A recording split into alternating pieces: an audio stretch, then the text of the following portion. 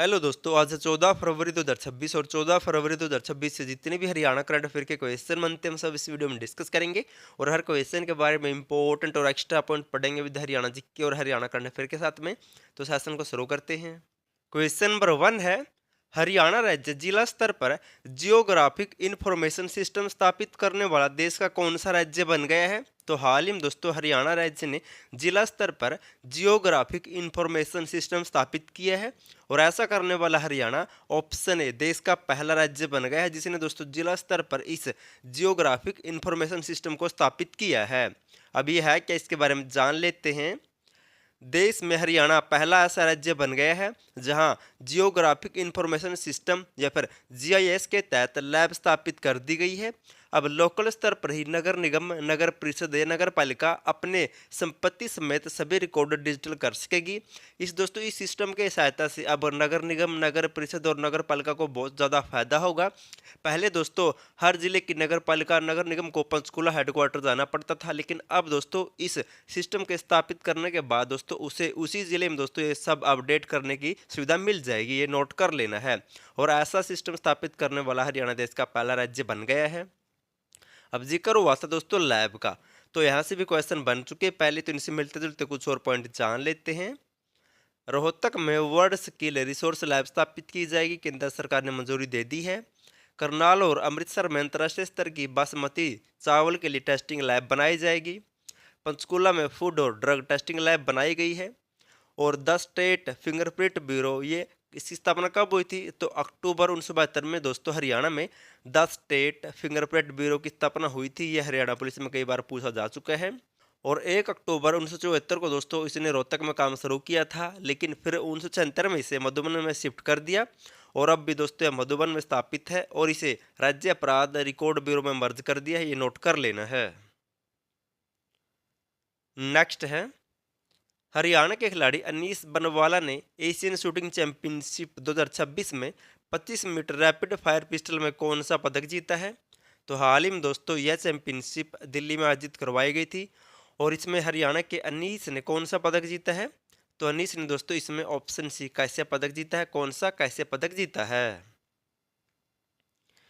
Asian shooting championship 2026 में करनाल के shooter Anees बनवाला ने 25 मीटर रैपिड फायर पिस्टल में ब्रॉन्ज मेडल या फिर कैसे पदक जीता है।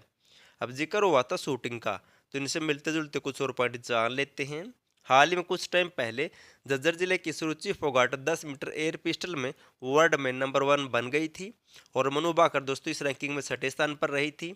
और दोनों खिलाड़ी झज्जर से बिलोंग करती है, सुरुचि फोगाट और मनु भाकर है। और पेरिस ओलंपिक 2024 में मनु भाकर ने शूटिंग में दोस्तों 10 मीटर एयर पिस्टल में कांस्य पदक जीता था, व्यक्तिगत इवेंट या सिंगल इवेंट में। जबकि दोस्तों पेरिस ओलंपिक 2024 में ही दोस्तों मिश्रित टीम में या टीम इवेंट में मनु भाकर और सरबजोत सिंह ने भी मिलकर कांस्य पदक जीता था। सरबजोत सिंह अंबाला से बिलोंग करते हैं। नेक्स्ट है, हरियाणा क्वालिटी इंश्योरेंस अथॉरिटी का चेयरमैन कौन है? तो हाल ही में हरियाणा क्वालिटी इंश्योरेंस अथॉरिटी का चेयरमैन किससे बनाया गया है? तो इसका राइट आंसर होगा ऑप्शन सी, राजू अरोड़ा को हाल ही में हरियाणा क्वालिटी इंश्योरेंस अथॉरिटी का चेयरमैन बनाया गया है। हरियाणा क्वालिटी इंश्योरेंस अथॉरिटी का चेयरमैन किससे बनाया गया है? तो राजू अरोड़ा को। और हरियाणा सरकार ने दोस्तों इसका गठन कब किया था? तो 2 मई 2023 को हरियाणा सरकार ने हरियाणा क्वालिटी इंश्योरेंस अथॉरिटी का गठन किया था। नोट कर लेना, इंपॉर्टेंट है ये डेट भी। और जिक्र हुआ था दोस्तों अथॉरिटी का, तो एक पॉइंट और नोट कर सकते हैं।